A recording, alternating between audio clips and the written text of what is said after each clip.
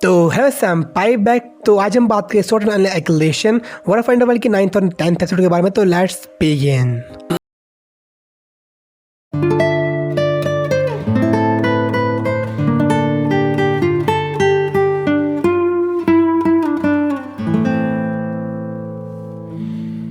तो last video में देखा था कैसे डिकॉय फोर्स डार्क टाइड से जा रही होती है वर्ल्ड एंड एल्टर तक, ताकि मतलब वहाँ एलिस को ले जा सके। तो रास्ते में वहाँ उन्हें जो मेजेस मिलते हैं, डार्क मेजेस, उन्हें हरा लेती है। लेकिन तभी रिवील करते कि वही है प्रिंस ऑफ लाइट, जिससे जो एम्पर वेक्टर होता है उसमें समझ आता कि मैं इसको ले जाना है। तो वो छोड़ता है पिगलेट गिल्ड्स को उसके पीछा करना उनकी डिकॉय फोर्स का।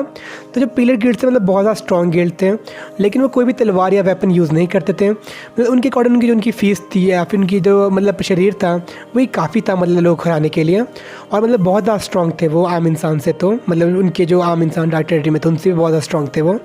तो जो डिकॉय फोर्स में से एक नाइट थी शेयर्स 12, वो मतलब वहीं पर रुक जाती है ताकि मतलब उन लोगों का सामना कर सकें।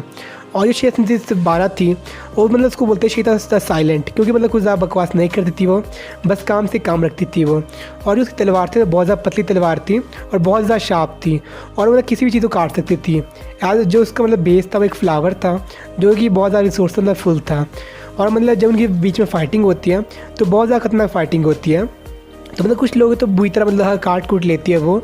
लेकिन जब पिगलेट गिल्ड का जो अपना लीडर होता है इश्कान आता है तो थोड़ी उनकी फाइटिंग का मतलब बराबरी की होती है। लेकिन जब लास्ट में अपने फाइनल अटैक यूज़ करते हैं वो, तो मतलब थोड़ा दोनों को डैमेज हो आता है। लेकिन तभी जो उनकी जो मेन आर्मी डार्क टाइटर की वो मतलब उनके पास आ जाती है, जिसकी वजह से जो अपनी शेर थी मतलब अपने डेको फोर्स के पास चली आती है। और पिगलेट से उनका पीछा नहीं करते हम, क्योंकि मेन आर्मी वहाँ पर आ गई थी। तो मतलब वो दोनों अलग अलग हो जाते हैं, लेकिन जो उनकी रिस्पेक्ट थी दूसरे के प्रति मतलब बहुत ज़्यादा बढ़ जाती है। क्योंकि उन्होंने एक दूसरे के सामने इतना नहीं किया था, मतलब उनके ओपोनेंट बहुत ज़्यादा स्ट्रॉन्ग थे, इसलिए मतलब इतना अपनी पावर को निकाल पाए थे वो। तो इसलिए उनकी जो रिस्पेक्ट थी दूसरे में बहुत ज़्यादा बढ़ जाती है। तो इस सब फाइटिंग के बाद वो रात को मतलब एक जगह देखते ताकि वो कैंप लगा सके, और मैं थोड़ी सुरक्षा कर रहा था उस जगह की। लेकिन जो जगह थी वहाँ पे वसागो के मतलब आदमी पहले से तैनात थे। बेसिकली वसागो उसका राइट हैंड मैन था, जो उनका एम्पर वेक्टर था, जो द रियल वर्ल्ड से वहाँ पे आया था। तो मतलब उनके जो कुछ लोग मतलब वो मार देता है, और उसके बाद देखता है वहाँ पे रॉनी और टीजे को, जो कि पेजेस थे अपने ईजी और क्रीतो के। और सोचता है कि मतलब उनको अगर शिकार मतलब वही होगी उनकी। और जैसे मतलब उसको मारने वाला होता है उन लोगों को, तभी वहाँ पे आते गॉडेस टेशिया, जो कि कोई और नहीं बेसिकली असुना थी, क्योंकि वहाँ पे वो सुपर अकाउंट से आई थी जो कि गॉडेस का अकाउंट था। और मतलब वहाँ पे वो 3 रिवाइन बनाती है, मतलब कैसे 3 खाई टाइप बनाती है, और उनमें से एक खाई में वो गिराती है वसागो को, और एक में जो होती है डार्क नाइट्स के जो बीच में डाल देती है, ताकि जो पिगलेट्स थे वो उड़े ना पाए मतलब इनकी साइड, और थोड़ा उनके बीच में गैप बढ़ जाए। इसके साथ ही जो बचा लेती है जो बरकॉय था उसको बचा लेती है। एज अकेले उसको मतलब हराना इम्पॉसिबल था पुलिस को पूरे, तो मतलब सबको बचा लेती है अपने 3 रिवाइन डाल के। लेकिन जो उसकी पावर थी मज़ा यूज़ नहीं कर सकती वो, एज इसकी यूज़ करने के साथ जो उसकी फ्लैक्लेटर डिस्ट्रॉय हो सकती थी, इसलिए से कम यूज़ इसको करना पड़ता था।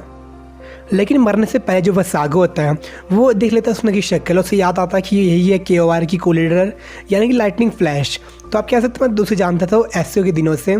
तो मतलब वो एक लाफिंग कफिन का मेंबर था, और इसके बारे में शायद उनको बहुत बार बताया कि लाफिंग कफिन क्या चीज़ है। तो इसके बारे में अभी मैं नहीं बताऊँगा। तो लेकिन अपने चले आता है, थोड़ा खुशी हुआ था पत्नी क्योंकि उससे मतलब उससे सामने करके उसको मिल जाएगा उसको फ्यूचर में। और इसके बारे में नेक्स्ट एपिसोड में बात कर लेंगे हम, जिसके बारे में उसको जब उससे मौका मिलेगा। फिलहाल उसको यहीं रोकते हैं हम। तो उसके मतलब मरने के बाद वो नीचे आती है वापस, जहाँ पे जाती है किससे मिलने। और मैं जब वो मिलती है तो वो तो रिएक्शन है थोड़ा सा, मतलब रोने आ जाता है वो, और असुना भी।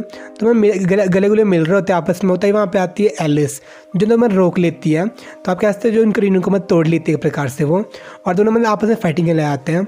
एज जो एलिस उसे लगता है कि मतलब एक कोई सिपाही है डार्क टेरिटरी की, लेकिन जो वो बरकॉली बीच में रोक लेता है।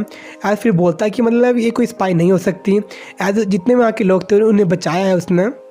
और उसकी बात की मतलब एलिसी मान जाती है कि वह स्पाई उसे क्यों ही बचाएगी। तो मतलब उसके बाद उनकी एक मीटिंग शुरू होती है, जहाँ पे अपनी असुना बताती है कि मतलब कैसे ये लोग यहाँ पे जो लोग आए हैं वो एलिस के लिए आए हैं। ऐसे एलिस वो पहली लड़की थी जिसने आकर जो डार्क टेरिटरी में पार किया था, यहाँ की टैबलेट्स को उसने सबसे पहले तोड़ा था, और जो उसकी आँख थी वो इस समय तोड़ दी थी। एज जो उसमें जो कोड लगा हुआ था उसकी वजह से कुछ सीन था उसका, इसका हम थोड़ी और बात करेंगे। तो मतलब वो बताती है कि जो वहाँ पे जो रियल वर्ल्ड के बंदे आ गए तो और ज़्यादा मुश्किल हो जाएगा। लेकिन तभी बताते हो डार्क वेक्टर के बारे में। तो उससे पता चलता है कि मतलब ये पहले से कोई मतलब बाहर का वर्ल्ड का बंदा वहाँ आ गया है। तो मतलब थोड़ा और ही खतरे आती है।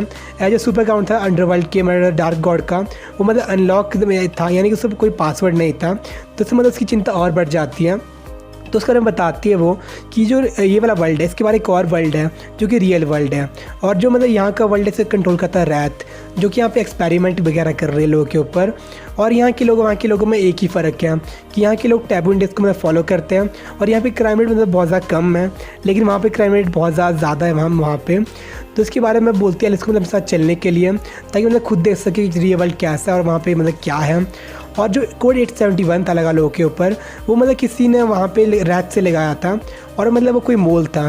ऐसे जो रैत नहीं चाहती मतलब वहाँ के लोगों को किसी बंदिश में रखना, लेकिन जो मोल था उसने मदद की थी एडमिनिस्ट्रेटर की, ताकि मतलब कोड लगा सके। तो मतलब एक और बात पता चलती है कि मतलब रैत में भी कोई मतलब बेकार सा बंदा छुपा हुआ है, मतलब गद्दार कह सकते हैं आप। तो लेकिन जो अपनी एलिस होती है वो बोलते हैं कि मतलब पहले से यहाँ की लोगों की रक्षा करनी पड़ेगी, उसके बाद वहाँ पर जाएगी वो। तो ये सब देख के जो हसीना होती है वही मैं तैयार हो आती है उनका साथ देने के लिए वॉर के अंदर, ताकि मतलब वो थोड़ा उस दुनिया को बचा सके जिसे मैं क्रितो बचाना चाहता। और वो बोलती कि मैं लास्ट में उसे वहाँ पे ले जाएगी मतलब एंटर तक, ताकि मतलब इस वॉर को रोक सके वो। तो इसके बाद रात हो आती है, दोनों आपस में फिर से मिलते हैं और मतलब बात करते हैं मैं कैसे क्रितो मतलब बहुत से मतलब जानते हैं दोनों ही। लेकिन तो वहाँ पर आती है रॉनी और सॉर्टेलिनिया। वैसे सॉर्टेलिना उसकी मैं मेंटर थी, उसको अकेडमी मिली थी। तो मैं चारों अपनी बातें करते क्रितो की मैं स्टोरी सुनाते एक दूसरे को, मतलब आप कह सकते हैं गर्ल्स नाइट आउट टाइप था। तो मतलब यहाँ पे एपिसोड खत्म हो जाता है। अगर नेक्स्ट वीडियो की बात करेंगे अगले एपिसोड में, तो मिलते हैं नेक्स्ट वीडियो, तो सायोनारा। करो खुद को, उड़ने लगा मैं आसमान में।